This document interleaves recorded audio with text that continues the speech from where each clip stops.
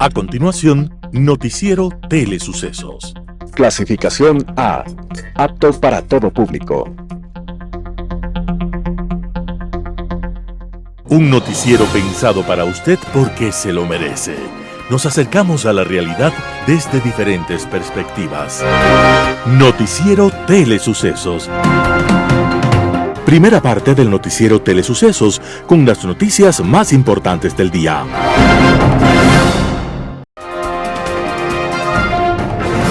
Un día como hoy. Al principio era muy fácil entender el mundo y el universo que nos rodeaba. Bastaba mirar al cielo y la conclusión era obvia.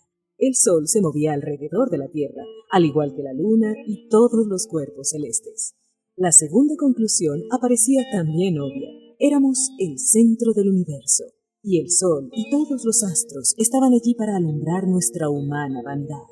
Pero el pensamiento hace milagros. Un sacerdote polaco llamado Nicolás Copérnico, hombre de misteriosa personalidad y variados estudios, enfrentó el universo aparente con la realidad de la matemática y se llevó la gran sorpresa. No éramos el centro de ningún universo, salvo de ese universo mentiroso que nos habíamos inventado. La verdad era mucho más simple y bella. La Tierra era apenas una pelotita de hierro y agua, girando alrededor del Sol en algún rincón sin importancia. Copérnico, el sacerdote, sabía cómo la Iglesia podía castigarlo si se atrevía a dar a conocer la noticia de su descubrimiento. Y dado que vivía sus últimos días, sin fuerza para soportar violencias, entregó el libro a un alumno suyo que decidió enfrentar la nueva verdad. El primer ejemplar de aquel libro, llamado De las revoluciones de los cuerpos celestes, le fue entregado a Copérnico en su lecho de muerte, y no pudo ser testigo de la tempestad desatada. La obra fue condenada por la Iglesia un día como hoy, 5 de marzo de 1616, cuando la declaró herética y mentirosa. Pero los años y la inteligencia terminaron por darle la razón a Copérnico, que nos hizo el favor de hermanarnos humildemente con el resto del cosmos. Las principales noticias del día. Titulares. Juez del Tribunal Contencioso Electoral suspende los derechos políticos a vicepresidenta Verónica Abad. ¿Qué pasará con ella? Ecuador continuará requiriendo visado Schengen, dice Comisión Europea. Un trolebús quiteño se convierte en un espacio de emprendimiento en Carchi. Segmento de opinión, ¿cómo gobernó Correa? ¿Queremos más de lo mismo? En política internacional, ¿yo dije eso? Editoriales, Simón Espinosa Cordero. Sobrevivir no depende solo de la valentía, sino del arma correcta. Noticias del día. Juez del Tribunal Contencioso Electoral suspende los derechos políticos a vicepresidenta Verónica Abad. ¿Qué pasará con ella? El juez electoral Guillermo Ortega Caicedo resolvió suspender por 2 años los derechos políticos de la vicepresidenta Verónica Abad Rojas, tras determinar que incurrió en violencia política de género contra la canciller Gabriela Sommerfeld. La decisión se basa en el artículo 279 del Código de la Democracia y responde a una denuncia presentada por Sommerfeld, quien acusó a Abad de agresiones en el ámbito político. Además de la suspensión, Abad deberá pagar una multa equivalente a 30 salarios básicos unificados y ofrecer disculpas públicas en un diario de amplia circulación dentro de los 30 días posteriores a la ejecutoria de la sentencia. También se le otorga un plazo de 3 meses para cancelar la sanción económica en la cuenta del Consejo Nacional Electoral, bajo advertencia de cobro coactivo en caso de incumplimiento. Aunque la sentencia la inhabilita para ejercer cargos de elección popular, el fallo es de primera instancia, lo que significa que Abad aún tiene la posibilidad de apelar. De hacerlo, la ejecución de la sanción podría quedar suspendida hasta que se resuelva en una instancia superior. Sin embargo, esta medida no le devuelve automáticamente su capacidad de ejercer funciones políticas mientras el proceso sigue en curso.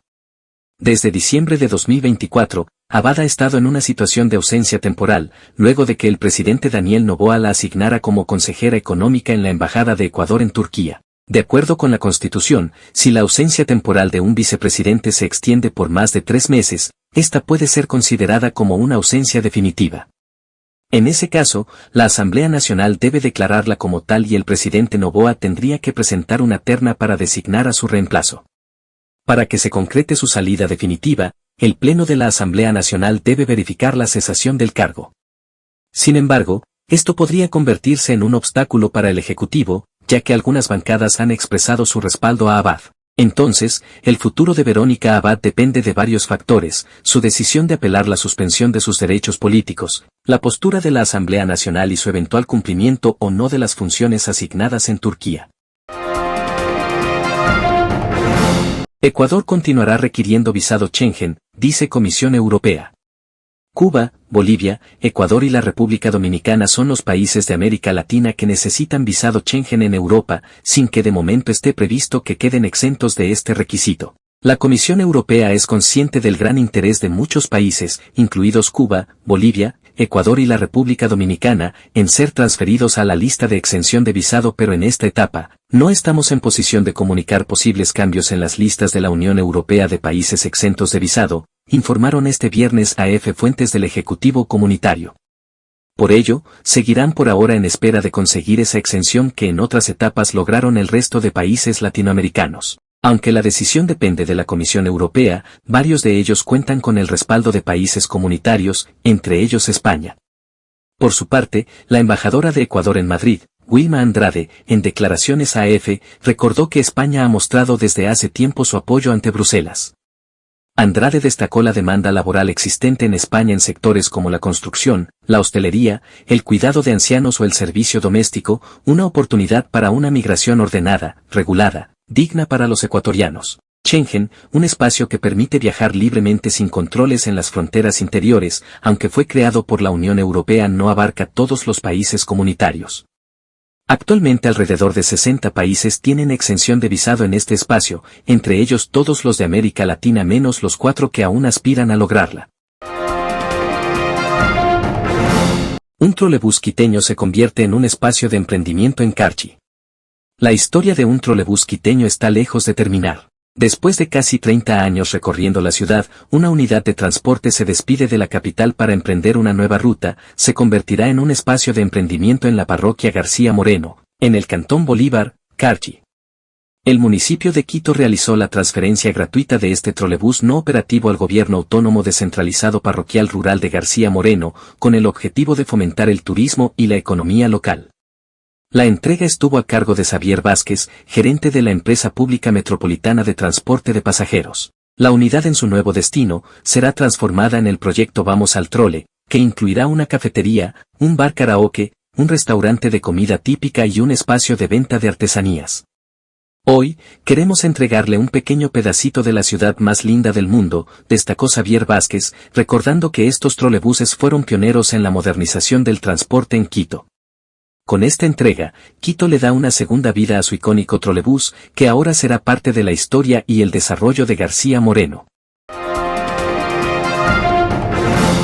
Entrevista del día. En Radio Sucesos tuvimos la presencia de Jean-Paul Pinto, experto en seguridad, tema, la ayuda externa en la lucha contra las mafias y narcotráfico. Mira que la asamblea fue súper clara, ¿no? El apoyo es a que vengan acá expertos extranjeros en diferentes áreas. ¿Esto qué implica? Lo que siempre he señalado, ¿no? O sea, necesitamos temas de capacitación, de entrenamiento, tecnología, inteligencia. Entonces, la asamblea lo que ha dicho y está en lo correcto es, ok, estamos de acuerdo en que vengan expertos internacionales, ¿no es cierto? Franceses, británicos, alemanes, etcétera, y cada 15 días van a reportar qué están haciendo. Y eso me parece fundamental, el tema de rendición de cuentas, de qué están haciendo, en dónde están operando, etcétera. Eso es una cosa bien importante. Entonces, me parece que la asamblea dio un mensaje muy interesante de decir, vamos a aprobar lo que tenemos que aprobar. Esto es correcto, esto se tiene que aprobar por el bien del país y creo que nadie se opondría a eso. Lo que no era correcto, pero era justamente lo que el presidente señaló en su comunicación. Y yo creo que más bien él lo que tiene un problema es que asesores en comunicación, conocimiento en seguridad, porque él nunca debió utilizar los términos de fuerzas especiales. Entonces, cuando uno se imagina fuerzas especiales, imaginas militares. Rambo, ¿cierto? Las películas de los 80 de Rambo, que van a venir unos Rambos acá a salvarnos, cuando ese no es el objetivo. Me parece a mí que fue una mala estrategia de comunicación, se utilizó mal el lenguaje técnico de seguridad, porque realmente lo que seguramente se quiso decir, y después la canciller lo dijo, no, un ratito, no necesariamente van a ser tropas, soldados, sino temas de cooperación. Eso es otra cosa. Estaban tanteando el terreno y sí que se pensaba en tropas, pero después ya vieron que no y cambiaron el discurso. Es que no es tan fácil. Además, mira, Vero, el problema que yo veo, ¿cuál es la imagen que damos afuera? ¿Quiénes tienen en su territorio tropas extranjeras? Haití, por ejemplo. O O sea, estamos asumiendo que estamos en un caso como que de Estado que está fallando, Estado fallido y que por eso como no podemos defendernos por nosotros mismos, nos toca pedir a otros que nos defiendan. Eso es un mensaje muy grave de cara al contexto internacional.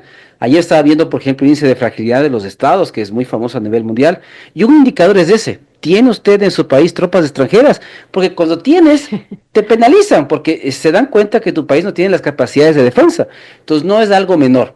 Entonces mira que por eso te decía yo que tal vez al comienzo, es por eso que es importante siempre usar los términos correctos, ver. Cuando tú usas malos términos, claro, abres el debate sobre temas que además no se pueden hacer, porque el artículo 5 de la Constitución es súper claro. No pueden haber bases extranjeras y tampoco pueden usar bases nacionales.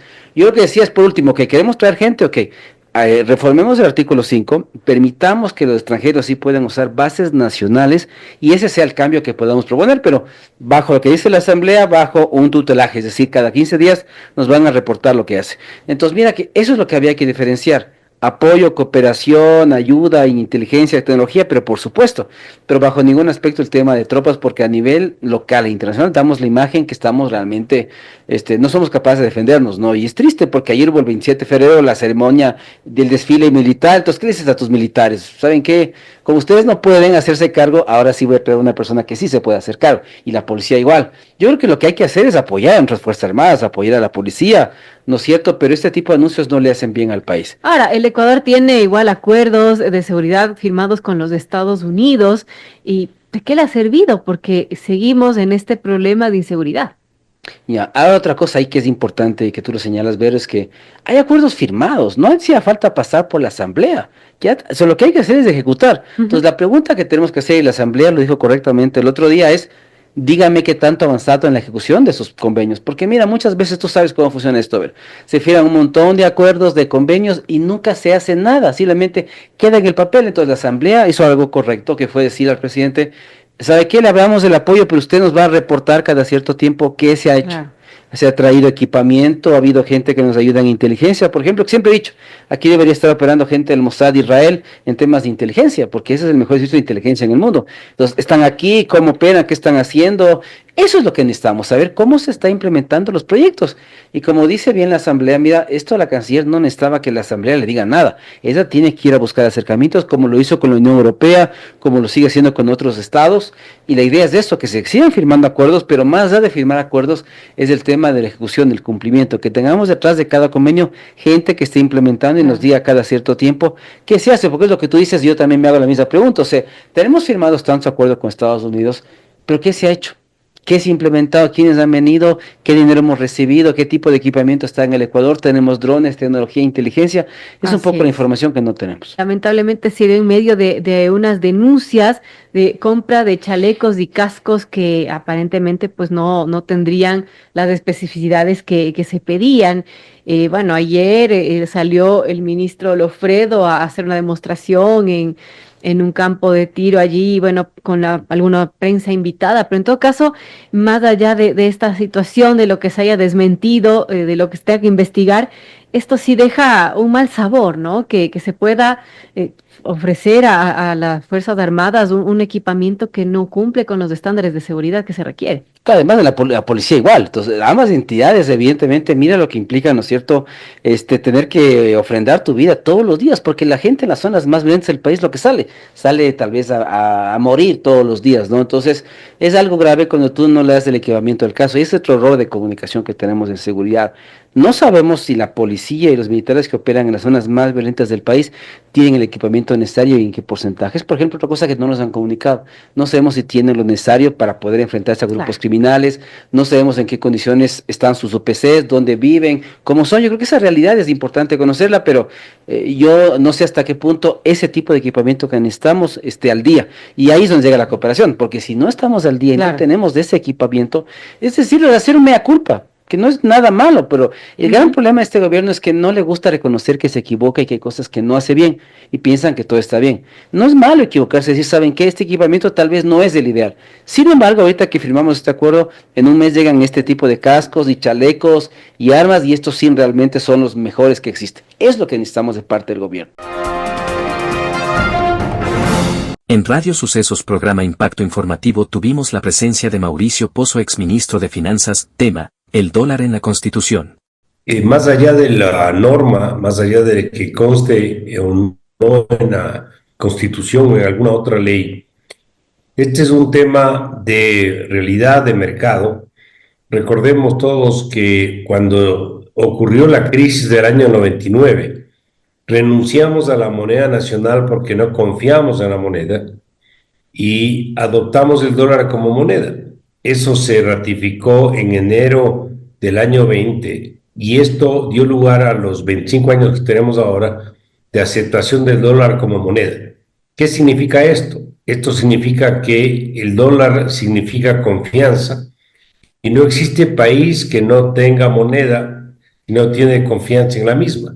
Es decir, el dólar nos genera credibilidad, confianza, certidumbre, y por esa razón el 98%, por decir un porcentaje cualquiera, acepta esta moneda. Todos, ricos, pobres, estamos confiados en que esto es lo que el país requiere, y por esa razón, a pesar de las opiniones contrarias de algunos grupos políticos, de que han estado desde mucho antes, inclusive de la dolarización, en contra del sistema, no han podido luchar contra ello. El dólar es popular, el dólar es aceptado, el dólar no ha sido un instrumento de rechazo por parte de la ciudadanía y por lo tanto todo lo que se ha podido ver a lo largo de los años ha sido simplemente para ratificar la confianza en la moneda. Esto en términos prácticos significa que esté en la Constitución, esté en una ley que el dólar es o no moneda del Ecuador, es decisión del mercado, de los ecuatorianos, de las familias, de las personas, de las empresas, optar por este uso de la moneda, y eso le hace fuerte, porque ningún gobierno, por más contrario que pueda estar al régimen cambiario, le va a ser muy complicado tomar decisiones que vayan en contra de esa decisión de la ciudadanía, de las personas, de los ecuatorianos. Ahora, obviamente esto tiene un componente político porque el correísmo y especialmente su creador, el expresidente Rafael Correa, no era precisamente un hincha del dólar, y así lo dijo en algunas ocasiones durante sus 10 años de gobierno. Después de eso, candidatos a la presidencia y a la vicepresidencia también establecieron una suerte de desconfianza del dólar y que se veía compensado con la creación de otro tipo de moneda. Hablo de los ecuadólares del año 2021, de los que hablaba el candidato Andrés Arauz. Para que sea inconmovible el sistema de dolarización, en la lógica y al menos de nuevo con el que tiene el correísmo en este momento, ¿no habría que colocar también en la Constitución que no se crearán otras monedas o cualquier otro medio de pago que vulnere el sistema de dolarización? No va por ahí, Edgar.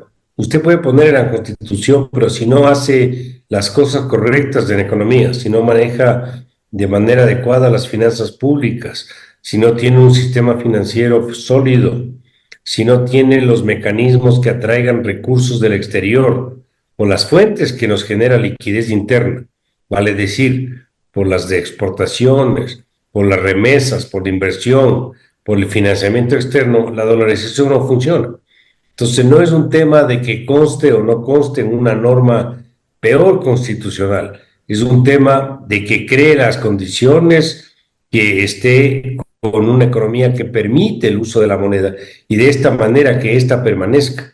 Es decir, yo creo que este es un tema absolutamente político, absolutamente electoral, que está sintonizado con lo que se viene, con la campaña electoral y una, tal vez, forma de decir, sí vamos a respaldar la dolarización que la mayoría defiende, a pesar de que en el pasado nunca estuvieron de acuerdo, a pesar de que han escrito cosas en contra del sistema, a pesar de que han hecho políticas que van en contra del esquema.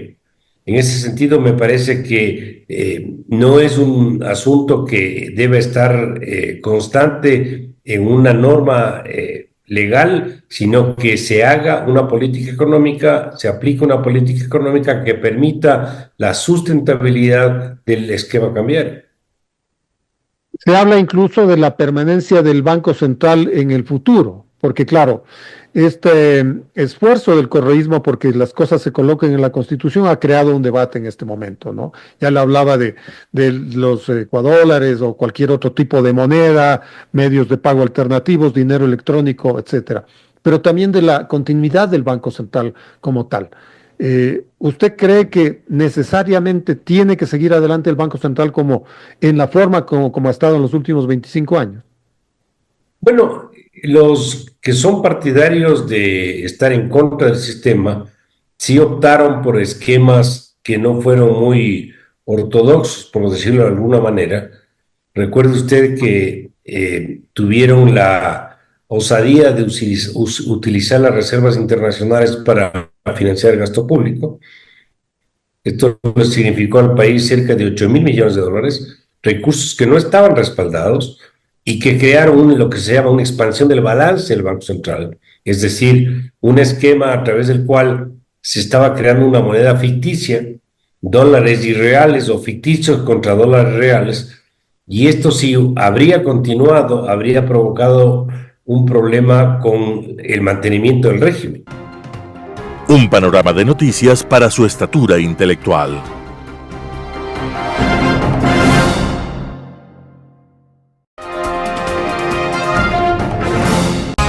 Poder Ciudadano, con el doctor Patricio Quijón. La revolución ciudadana es un populismo autoritario y fascistoide. Nunca más oportuno recordar lo que significó el paso por el poder durante más de 10 años del mal llamado socialismo del siglo XXI o revolución ciudadana. Teniendo una matriz o libreto preestablecido por el Foro de Sao Paulo, se inventaron el movimiento al que bautizaron como socialismo del siglo XXI, vinculándolo a un nuevo movimiento internacional progresista de izquierda. Iniciaré mi análisis afirmando que la RC no es ni de izquierda ni progresista. El correísmo es una propuesta autoritaria, autocrática, abusiva, prepotente y fascistoide.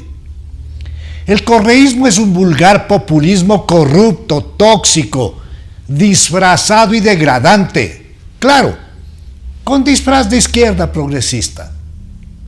El socialismo del siglo XXI es la antípoda del progresismo. Basa su gestión en un estado de propaganda con un estricto control de la opinión a través de leyes mordaza y con un manejo de rienda corta de todos los poderes y funciones del Estado.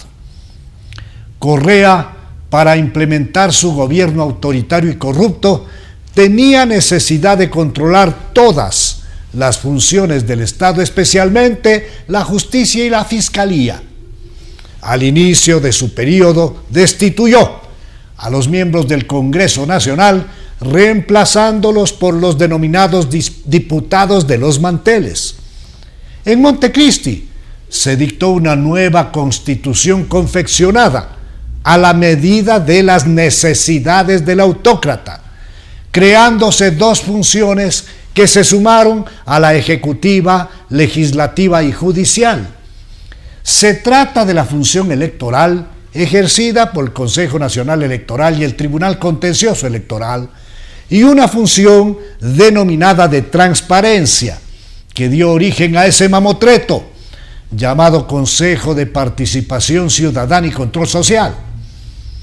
En el mes de marzo del año 2008, Colombia, con el evidente apoyo de Estados Unidos, bombardeó el campamento de las FARC de Angostura, donde los narcoguerrilleros colombianos se habían instalado con las comodidades y seguridades brindadas por el gobernante ecuatoriano, cuyas relaciones se evidenciaron tras la explotación de la computadora de Raúl Reyes, donde constaban aportes económicos efectuados a la campaña de Correa Delgado. Rafael Correa incautó los bienes de los hermanos Isaías, envueltos en el escándalo de la quiebra del Filambanco. Entre esos bienes estuvieron varios medios de comunicación a los que la RC los convirtió en antenas seguras de difusión de propaganda de su gobierno, otorgándoles la fachada de medios públicos para consolidar un estado de propaganda. El gobierno de Correa Delgado, en ese gobierno se dispuso la salida de la base de Manta instalada por los norteamericanos dentro del marco de cooperación para la lucha en contra del narcotráfico. Correa restringió la libertad de expresión, persiguiendo a todas las voces críticas e incómodas para el ejercicio de su gobierno. Para el éxito de su propósito se dictó la denominada Ley de la Información y Comunicación, conocida en el país como la Ley Mordaza, entregando el garrote y la mordaza a Carlos Ochoa, quien no tuvo reparo en perseguir a medios de comunicación así como a periodistas independientes que habían cometido el crimen de apartarse de la verdad oficial dictada en las odiosas sabatinas. El Correato ejerció un gobierno autoritario, corrupto, con un excesivo uso de la fuerza contra dirigentes sociales, en contra de la CONAIE, contra ambientalistas y otros grupos que protestaban por las políticas autoritarias y represivas de una dictadura solapada que, además, expulsó del país a un organismo de defensa de los derechos humanos, como fue el caso de la Asociación Latinoamericana de Derechos Humanos, ALDU. En materia de rampante corrupción, recordemos casos emblemáticos, como el denominado narcovalija, o el de la inexistencia de una multimillonaria refinería del Pacífico, o el de la venta del ingenio EQ2, o la venta del petróleo a Petrochina, o el caso DUSAC, el caso Comeche, que es el caso de compra de ambulancias con sobreprecios, el caso del negociado de los helicópteros Drup, que le costó la vida a quien lo denunció, lo asesinaron, al excomandante general de la FAE, el general Jorge Gabela Bueno. Dentro de este micro resumen de los casos de corrupción de este régimen, no podemos olvidar el escándalo de la Corte Cervecera o el de la persecución a medios de comunicación incómodos para el gobierno, o el caso del encuentro de una gran cantidad de toneladas de droga en la hacienda Clementina, que estaba administrada por el Estado. A esos casos criminales hay que sumar el caso Ivanhoe, el de la compra de los radares chinos, la construcción con miles de fallas y fisuras de las hidroeléctricas con gigantescos sobreprecios, entre más de 1 millar de casos graves de evidente corrupción. Sí, como el establecimiento de miles de casos de peculado que tienen fuera de las fronteras patrias a casi todo el gabinete de Correa y al propio expresidente, sobre quienes pesan, en muchos casos, sentencias judiciales en firme con las consiguientes condenas. Si a todo esto sumamos el interés que tiene la Revolución Ciudadana de manejar el denominado ecuadólar para permitir moneda local, podemos advertir con la anticipación y la responsabilidad que el caso amerita que el próximo 13 de abril en las elecciones de segunda vuelta, el Ecuador se juega su democracia, sus libertades, su paz social, su justicia y hasta su dolarización. Global Hoy con Alan Carney. ¿Yo dije eso?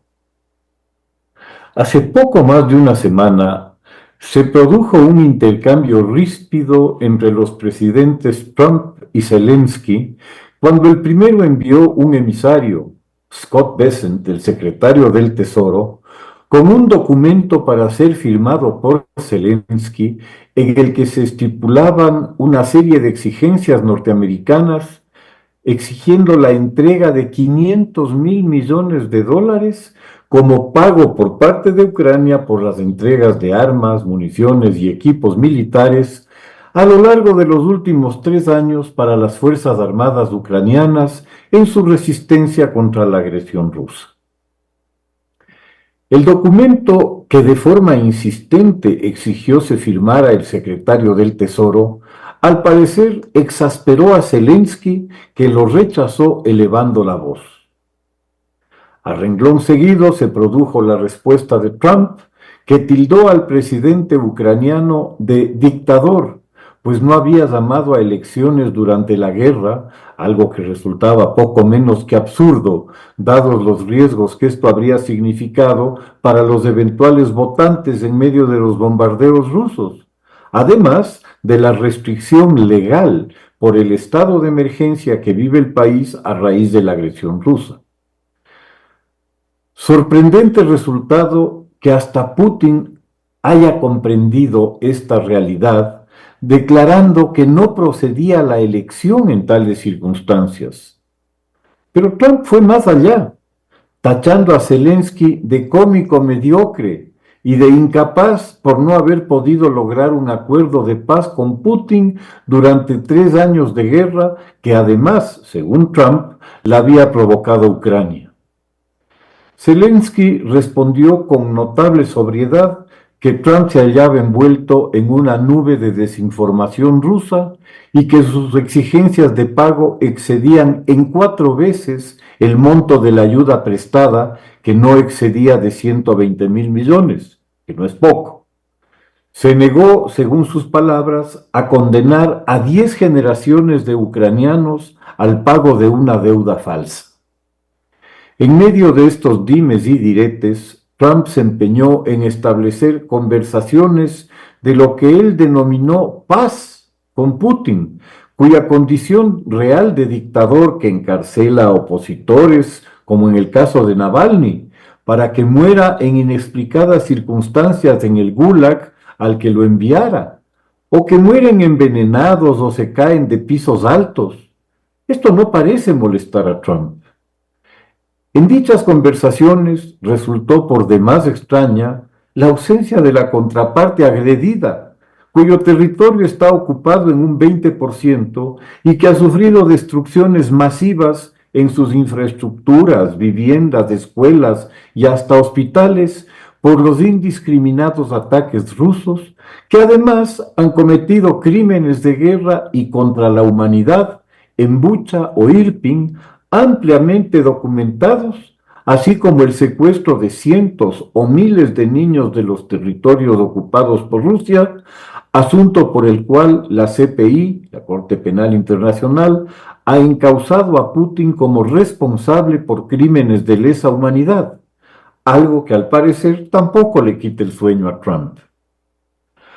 Obviamente, las derivaciones originadas en estos cruces, en la angustiosa situación en la que está Ucrania, no le dejaron más opciones a Zelensky que buscar alguna alternativa no tan extrema como la planteada por Trump, ya que en esta ni siquiera se ofrecía garantías de ninguna naturaleza para la supervivencia del país, ni la continuidad del suministro de armas y municiones para defenderse.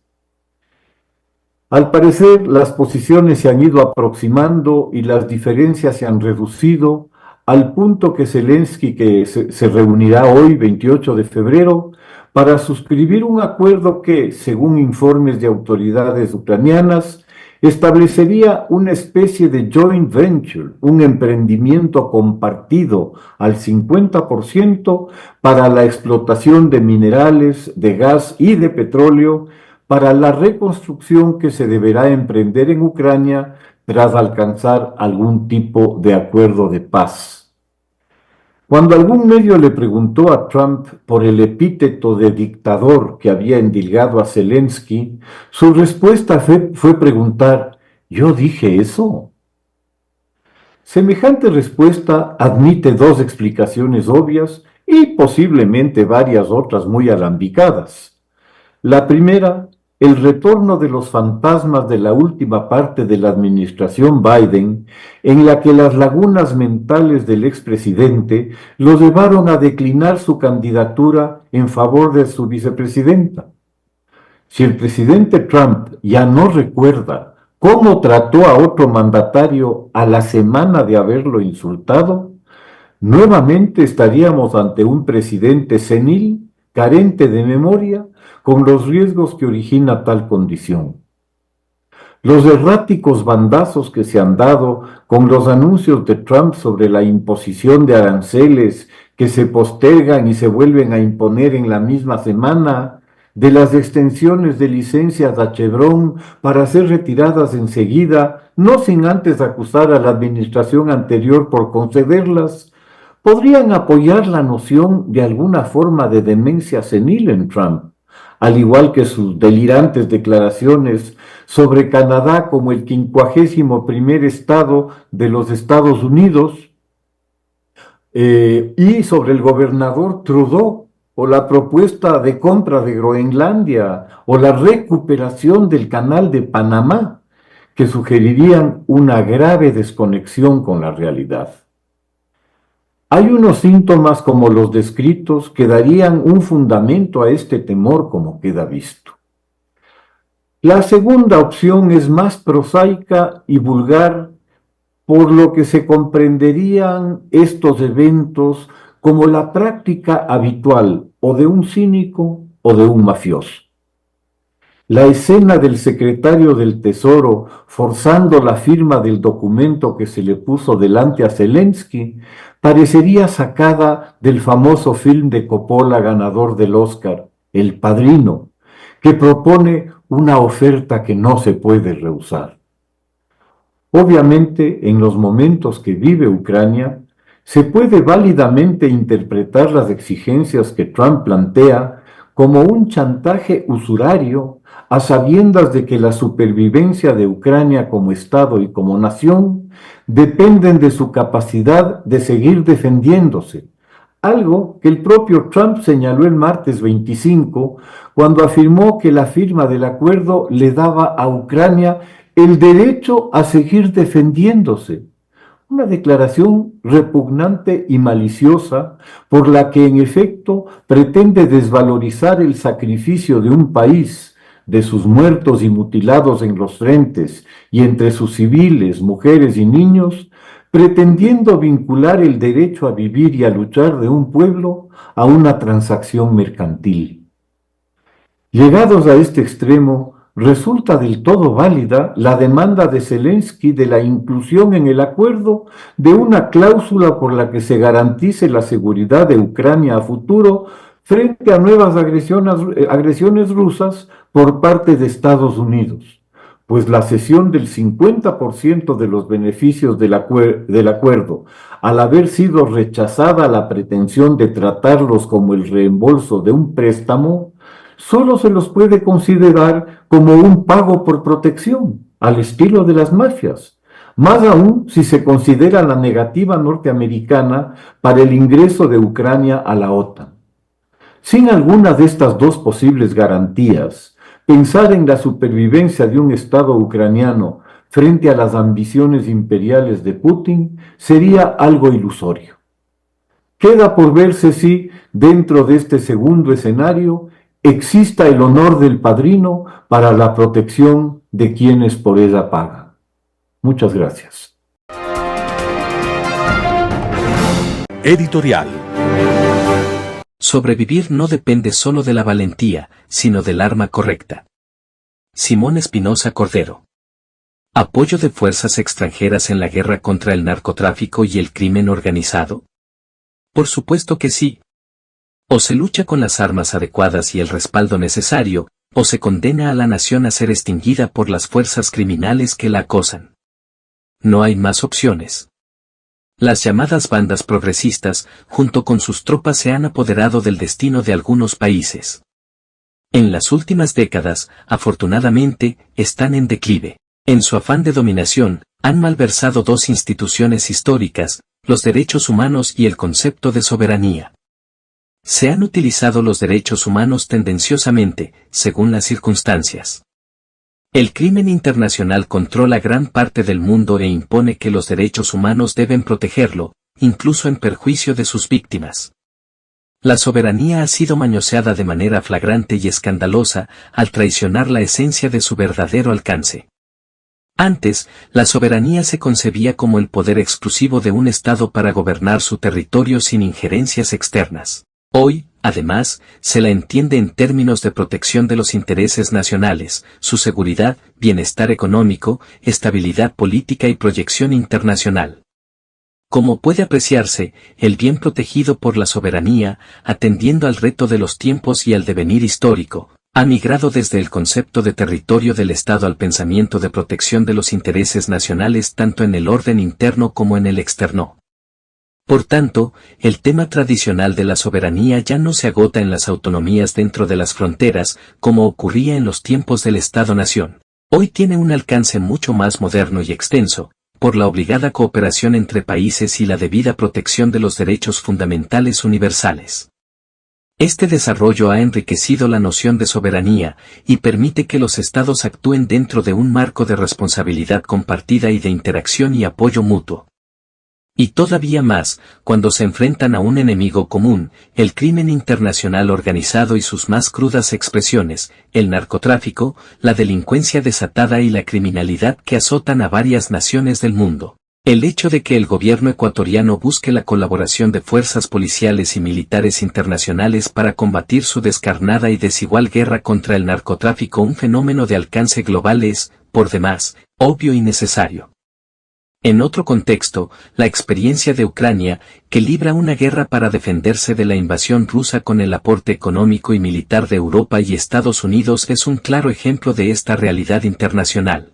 La historia reciente registra cómo la resistencia afgana, 1979 a 1989, recibió apoyo internacional contra la invasión soviética. Como una amplia coalición internacional, liderada por Estados Unidos, lanzó la Operación Tormenta del Desierto para expulsar a las fuerzas iraquíes de Kuwait en la llamada Guerra del Golfo, 1990 a 1991, o como, en 1999, durante el conflicto de los Balcanes, Bosnia recibió el respaldo de la OTAN para detener y aniquilar la represión serbia. El esgrimir la tradicional soberanía como pretexto para oponerse a solicitar a la comunidad internacional su apoyo en los esfuerzos ecuatorianos por luchar contra un enemigo tan letal y despiadado es una actitud miserable. Simón Espinosa Cordero.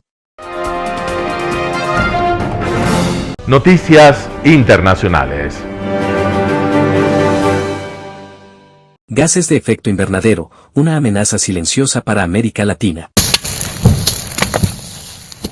Los incendios forestales golpearon con fuerza a buena parte de Sudamérica durante 2024, y Ecuador no fue la excepción. El déficit hídrico aceleró el fuego en buena parte del país entre agosto y diciembre, con un saldo preliminar de más de 81.000 hectáreas de cobertura vegetal quemadas, según la Secretaría de Gestión de Riesgos. Estamos en un momento muy crítico por la crisis climática, la crisis de pérdida de biodiversidad, la sequía, y todos los desastres que están pasando por esto. Según la ONU, entre los principales fenómenos productores de gases de efectos invernadero se encuentran los incendios forestales y el fenómeno meteorológico del Niño. Y si bien esta realidad parece a veces lejana, está cada vez más cerca de lo que pensamos. Un reciente estudio de un grupo de investigadores en Estados Unidos reveló que las estufas de gas emiten 2,6 millones de toneladas de metano cada año, lo que alerta sobre el peligro que representan estos gases en todos los países de la región que usan este tipo de cocinas. Latinoamérica es físicamente muy expuesto al cambio climático. Al mismo tiempo se suma una alta vulnerabilidad social, lo que hace que las personas que tengan menos recursos sean más afectados. El proyecto de transición energética ha investigado en Chile, Brasil y Colombia las emisiones contaminantes generadas por dispositivos de cocción y calefacción que se usan en el interior de las viviendas. El resultado fue similar al de los investigadores estadounidenses, destacando también que algunos electrodomésticos, incluso cuando están apagados, continúan liberando gases perjudiciales para la salud del ser humano. Tenemos concentraciones de contaminación intradomiciliaria que solamente son comparables con haber estado fumando dentro del hogar. La persona que fuma, 5, 10, 20 tabacos ya tiene de hecho una determinada cantidad, más o menos unas 10 veces más que una persona que no fuma, de monóxido en su sangre, y la persona vive. Se adaptó a esa cantidad, pero obviamente si le decimos, a ver, vamos a jugar 90 minutos de partido, esa persona no va a poder. Estas alertas han llevado a algunos países a avanzar en lo que se llama la transición energética, que incluye, por ejemplo, un mayor uso residencial de energías limpias o renovables. Eliminando los combustibles fósiles a nivel de la cocción, a nivel de la calefacción, a nivel del transporte, etc. La Organización Meteorológica Mundial alertó recientemente que en solo 20 años las concentraciones de CO2 han aumentado un 11,4%, lo que da cuenta del enorme riesgo para el planeta, pero sobre todo para el futuro de la humanidad. Si bien está aumentando muy rápido la temperatura del planeta, ya estamos viendo los estragos, todavía estamos a tiempo. Y como dicen los expertos, aún hay tiempo para tomar conciencia en pro de un planeta más sano. No para el futuro, sino para el presente. Néstor Aguilera, Voz de América, Quito.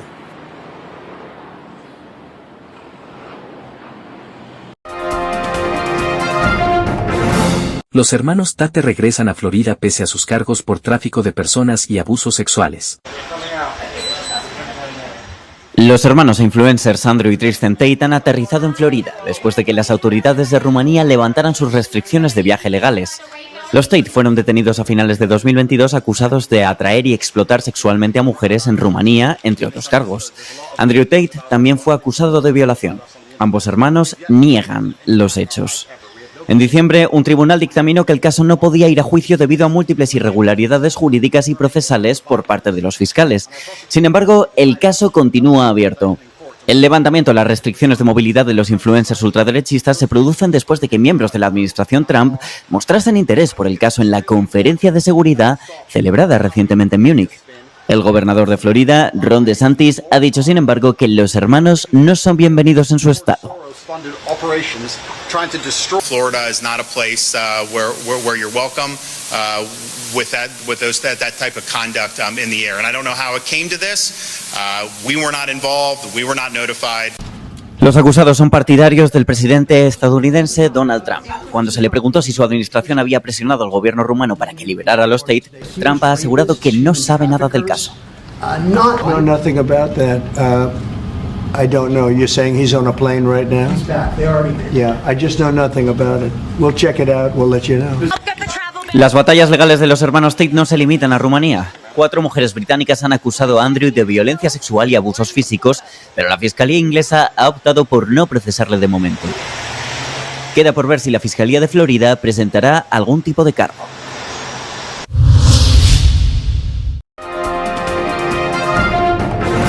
¿Están las democracias europeas en peligro?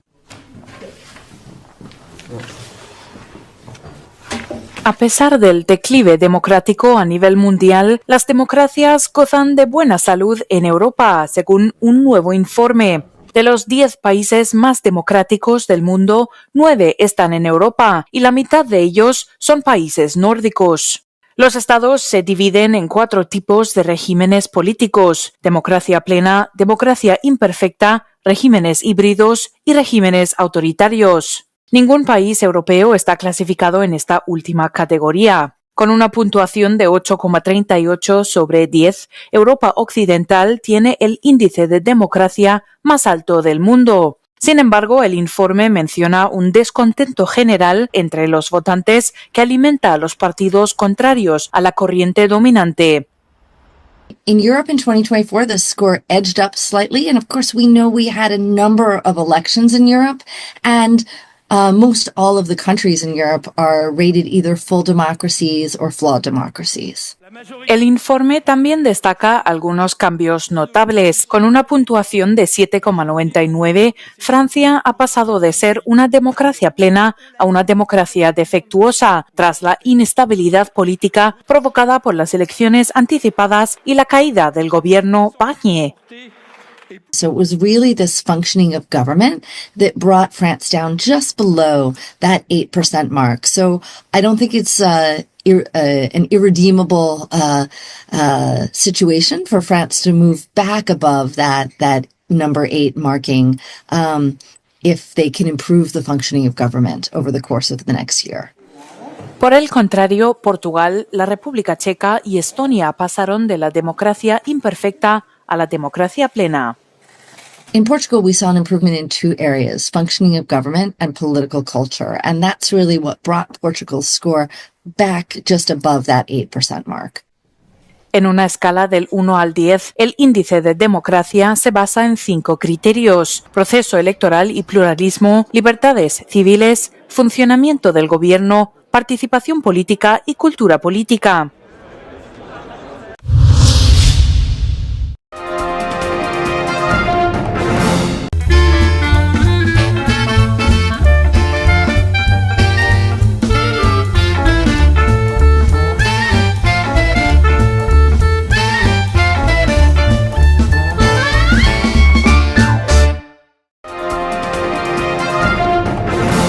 Telesucesos Sports.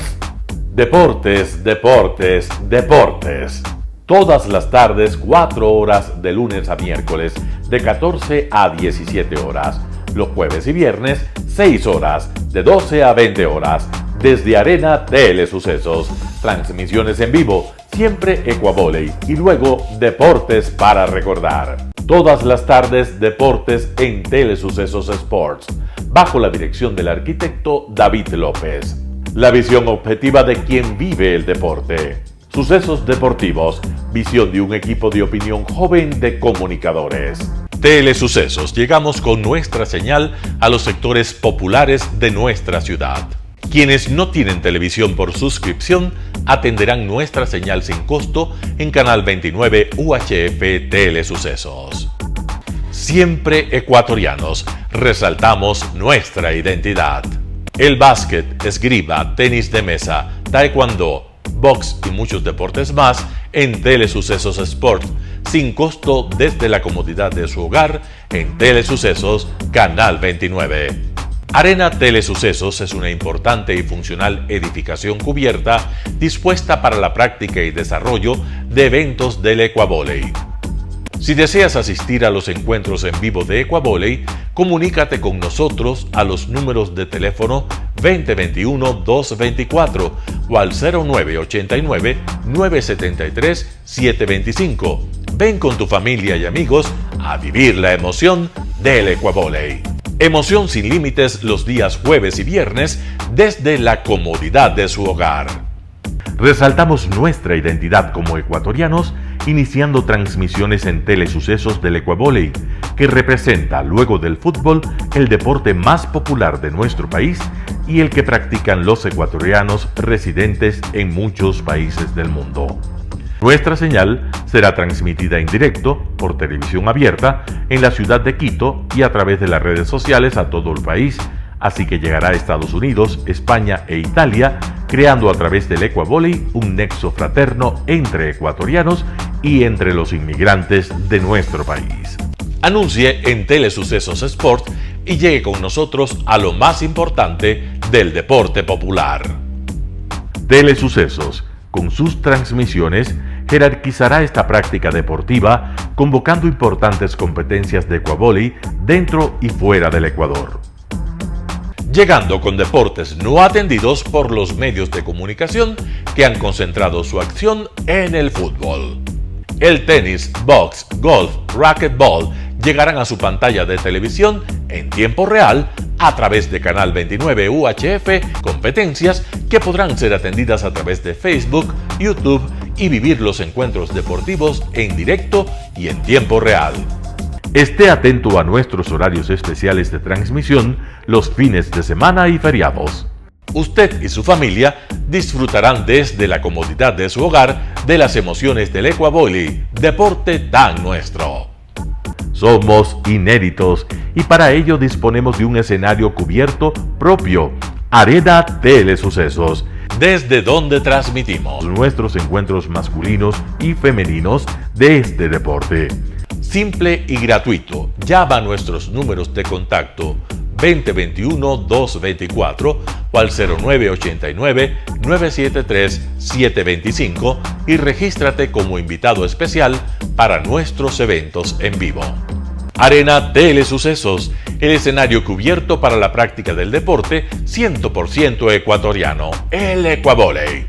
Telesucesos es un canal de televisión que incorpora a su programación manifestaciones culturales y deportivas que marcan la identidad de nuestro país. Consideramos que el Ecuavóley es una manifestación deportiva con partida de nacimiento popular y nombre propio ecuatoriano. Arena Telesucesos, funcional espacio cubierto para la práctica y desarrollo del deporte. Arena Telesucesos, el escenario para campeones. Arena Telesucesos atiende deportes de su preferencia: básquetbol, tenis de mesa, esgrima, taekwondo, fútbol sala, box, halterofilia. ¿Cómo llegar? Nuestras instalaciones se encuentran en el norte de la ciudad, en un sector de gran crecimiento y desarrollo urbano al que se accede a través de la vía E35, más conocida como la Avenida Panamericana Norte. Desde el centro comercial El Portal, a 2 kilómetros a la derecha, se encuentra la calle García Moreno, antiguo camino a Llano Grande, una arteria en la que se desarrollan dinámicos comercios. Junto al centro comercial Ciudad Alegría, a 100 metros, hemos llegado a nuestras instalaciones, Arena Telesucesos, la cancha del Ecuavóley. Por fin tiene usted un espacio de difusión de su deporte preferido. Telesucesos, el canal de televisión siempre inédito. El noticiero Telesucesos es retransmitido de lunes a viernes a las 7 horas por Radio Planeta Sur 106.1 FM de la ciudad de Loja. Noticiero Telesucesos. Las opiniones vertidas en este espacio por la producción y dirección del programa son de exclusiva responsabilidad de sus autores y de quienes intervienen en ellos.